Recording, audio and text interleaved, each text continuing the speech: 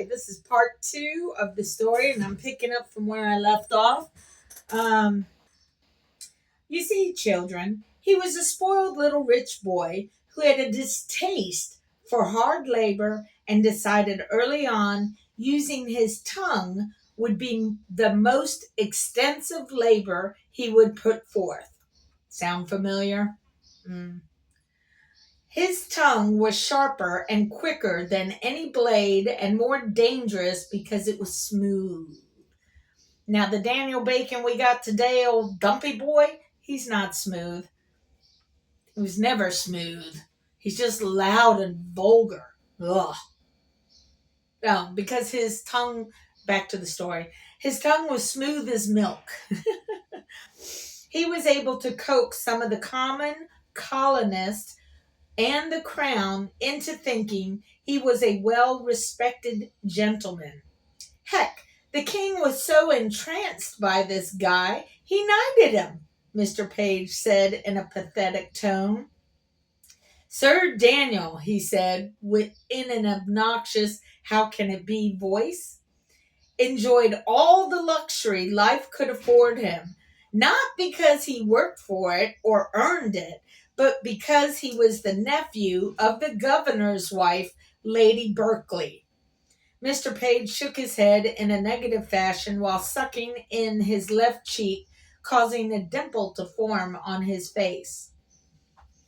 Out of respect and love for her, the 70-something-year-old governor gave his young 20-something nephew land grants and prestige most settlers aren't lucky enough to receive upon their arrival. Having finished her chores, Tizzy quietly entered the room and sat silently in the corner of the parlor to hear Mr. Page's story. This was customary for the Page family. They all knew it would be better for Tizzy, who was a slave as well, to experience the story alongside with Judith so their time discussing it later would be enhanced.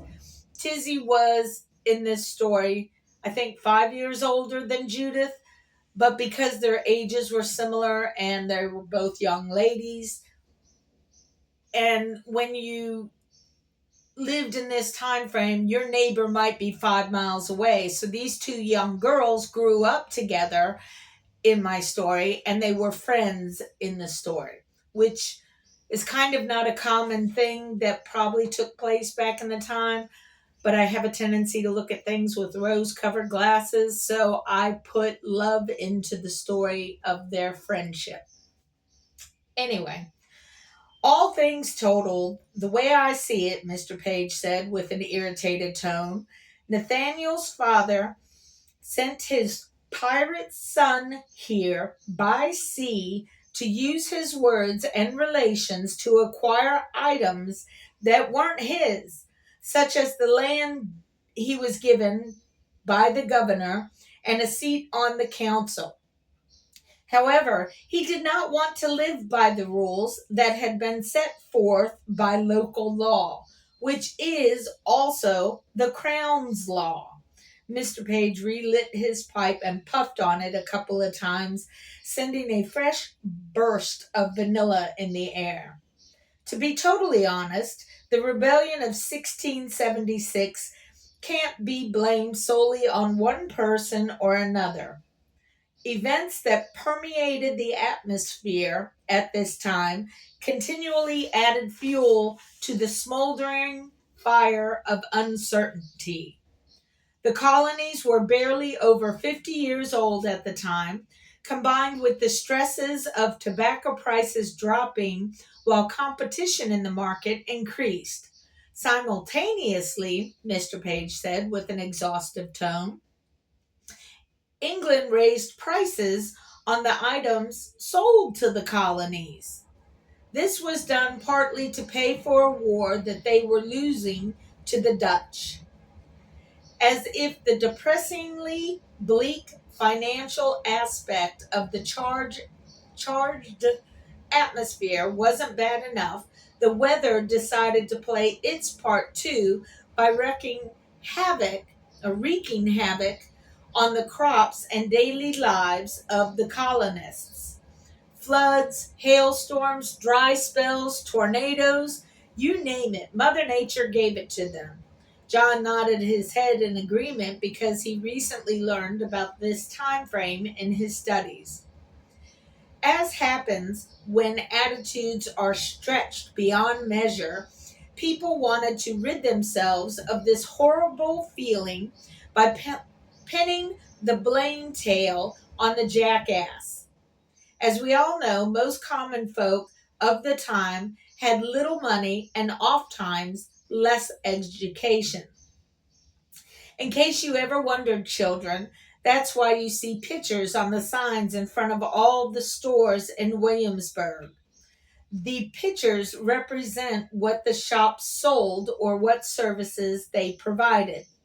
To this day, most colonists still can't read. The children all nodded their heads in a we already know fashion. Anyway, hard times could be had everywhere, Mr. Page continued with dramatic fashion. And from the point of view of the common settler, they couldn't get their local government to solve anything. Mr. Page sipped some brandy, then continued. One could say when Bacon the pirate arrived in 1674, it marked the beginning of Virginia truly defining herself. If she could survive him, nothing could stop her. Mr. Page cleared his throat as a way to keep himself on point. Shortly after he arrived, a group of men wanted Indians living on treaty protected land to be driven out and killed. Later in the same year, some of the same men raided the settlement and killed at least 30 natives. Less than a year later, in July of 1675, the Doeg Indians were fed up with a plantation owner named Thomas Matthews. He kept putting them off and not paying the money he owed them for goods they traded. So, Mr. Page paused. Allegedly, the Doeg, and it's Doeg, so I can't pronounce it properly, I'm sure. The Doeg Indians decided to steal some of his hogs. Mr. Page turned his focus towards the children. I say allegedly, children, because truth be told, it may never have happened. Bacon comes to town and hogs are stolen? Sounds kind of piggy to me. Judith giggled at her father's sense of humor. What you may not know, children, is when Bacon left England, he had a lawsuit pending for being involved in a fraudulent land selling scheme. Sound familiar? Even his wife's father, Sir Edward Duke, called him a pretentious, pompous fraud and disinherited his daughter from marrying him. So you see, some people knew. Yes. Her father disinherited her? Judith asked, having never heard of such a thing. Yes, ma'am, it is true. And don't worry your pretty little head. You could never disappoint me, Mr. Page said. Thank you, Father, a relieved Judith replied. Smiling, Mr. Page continued. Not realizing there was an actual reason, valid or not, behind the Doeg's alleged hog theft, the colonists retaliated. There were some surviving colonists who were alive in 1622 when the Powhatan Indians killed 350 settlers. They were still licking the scars that created.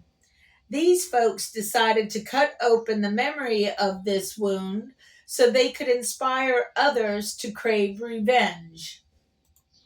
A semi-organized mob gathered and attacked. They killed 14 Sasquatchian Indians. Again, I'm saying the name wrong, and please, I apologize. I thought you said it was the Doeg Indians that stole the pigs, Judith interrupted because of her deep interest in her father's story. I did, Mr. Page replied. So why did the colonists kill the Saskatchewan Indians, father? Didn't the colonists understand not all Indians are the same? Judith, my princess, have you ever tried to calm a wild pig? Mr. Page asked with a twinkle in his eye. No, sir, Judith exclaimed, her answer to her father's odd question. How about a herd of wild hogs? Again, Judith exclaimed. No, sir. As you can imagine, trying to do so would be a difficult task, and no one at the time could calm this herd of wild hogs or pig-headed, and pig-headed, scared colonists.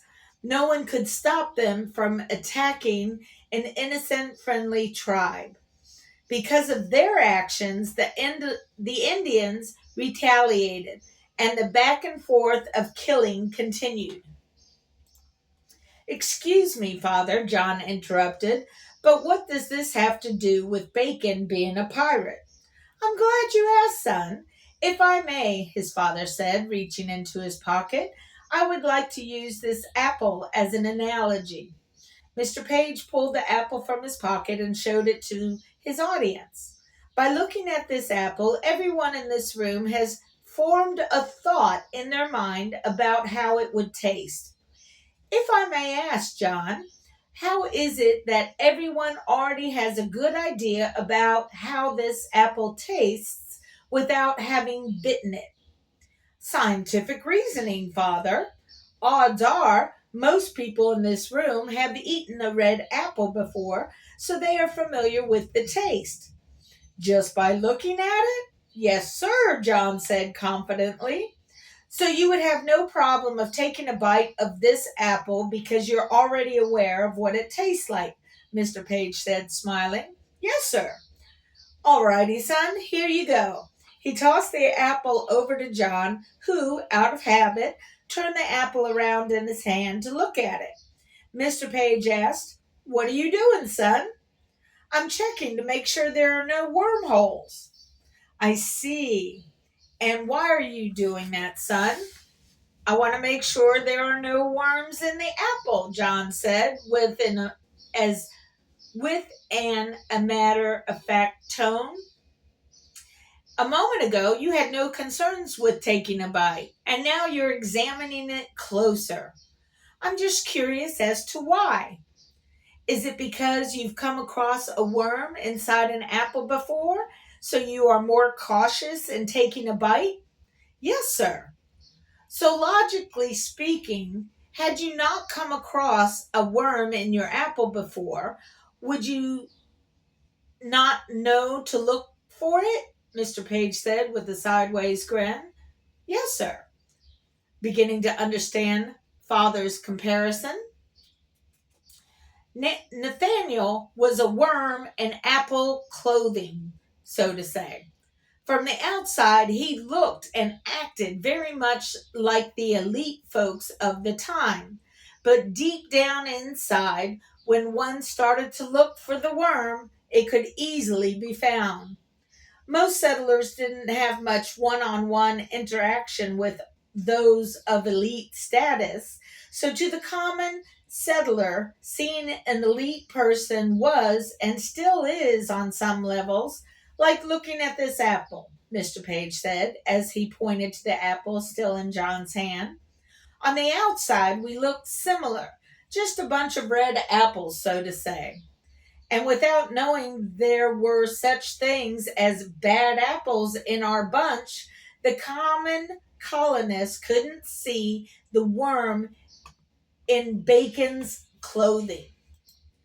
So if you prefer, John, you are welcome to refer to Bacon as a bad apple instead of a pirate.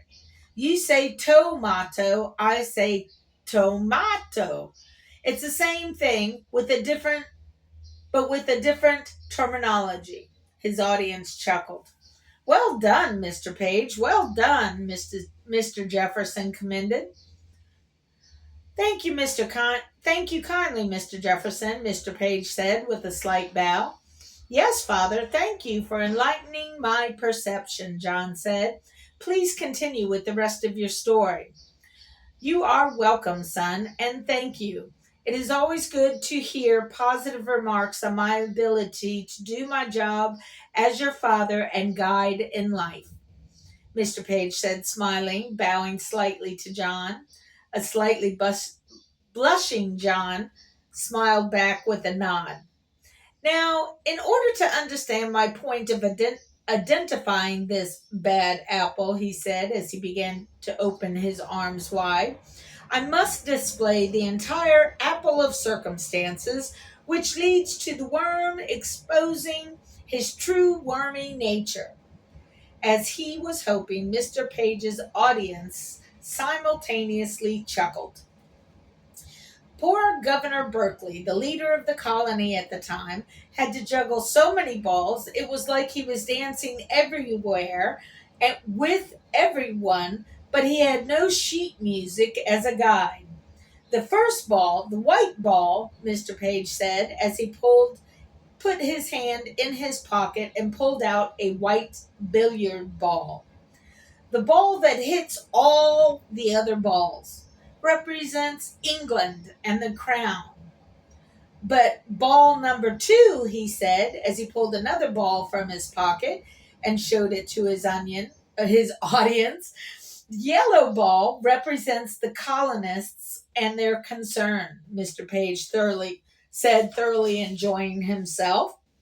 Ball number three, he said, as he reached in his pocket for a third ball, the red ball, which we all know is the object ball in billiards, represents the Indians and their concerns, as well as the object of Bacon's obsession. Mr. Page demonstrated his unspoken skill, which he learned at Eton College in England by juggling all three balls. The governor had to make the crown happy first and foremost, Mr. Page said, as his left hand held the white ball out for his audience to see, while his right hand continued to juggle the yellow and red ball.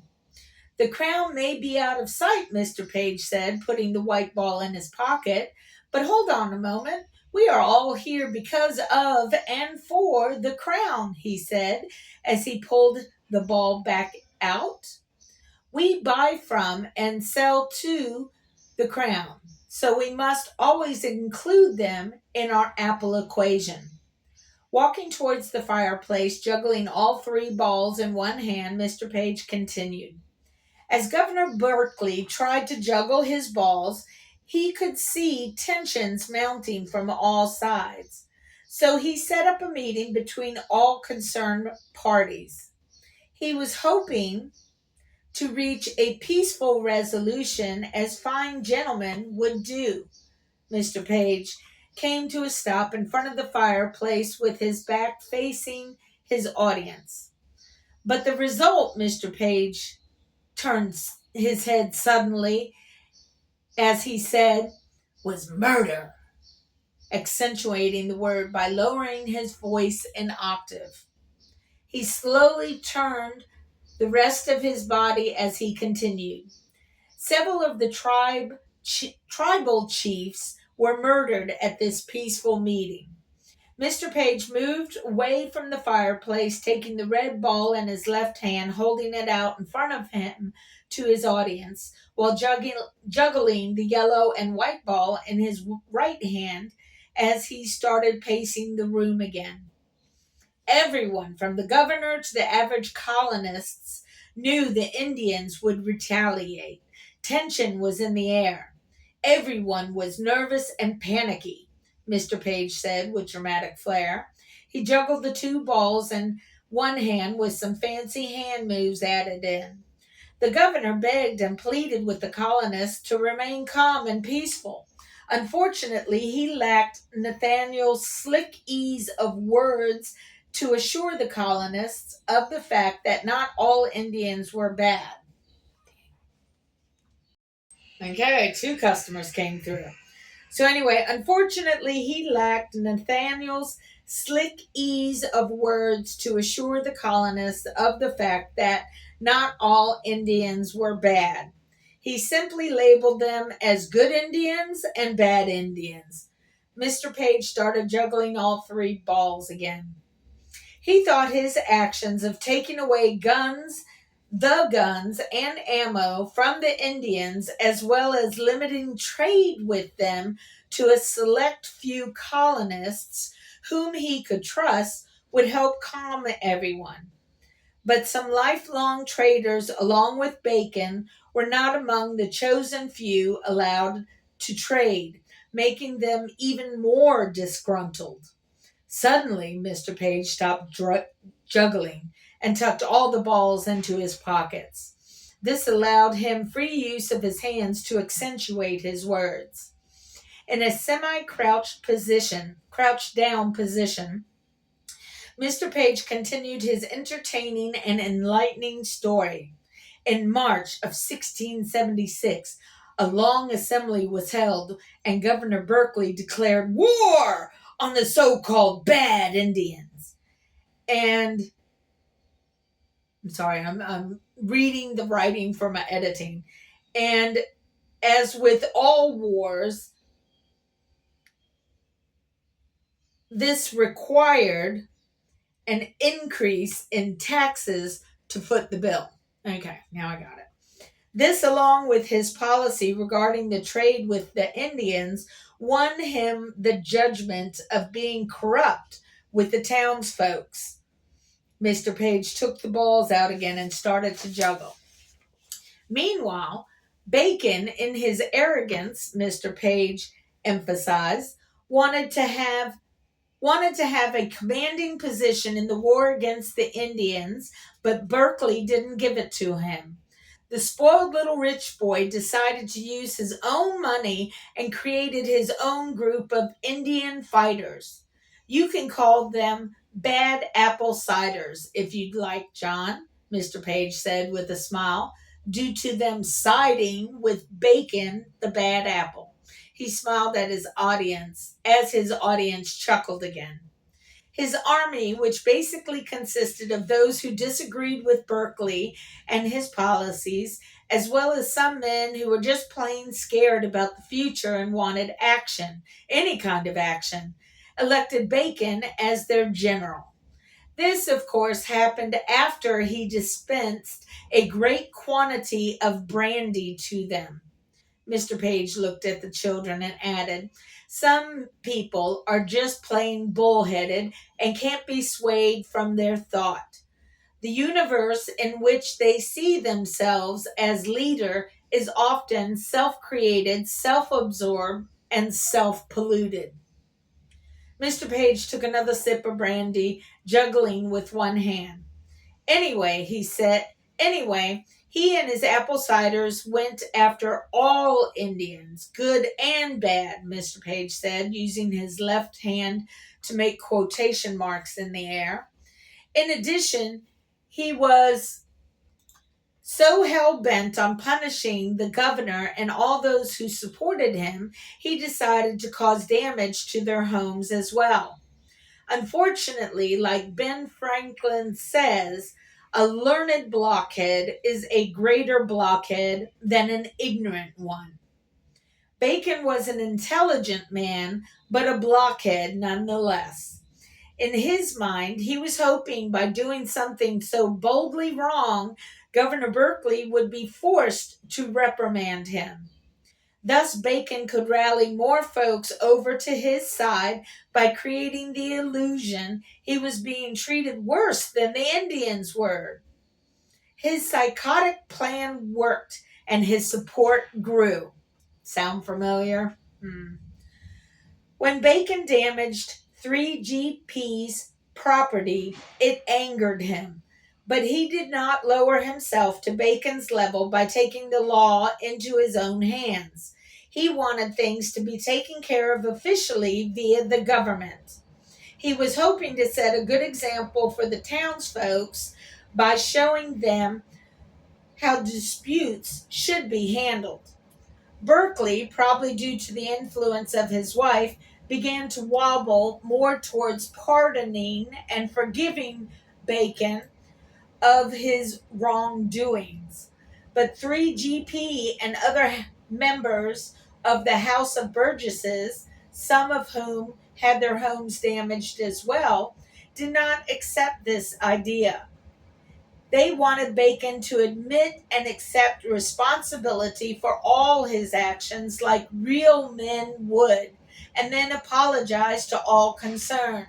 Again, sound familiar? Mm. Sometimes it takes more than one person to teach a boy how to become a man, Mr. Page said as he looked over at the boys. This is running long too. Okay, hopefully I won't run out of space.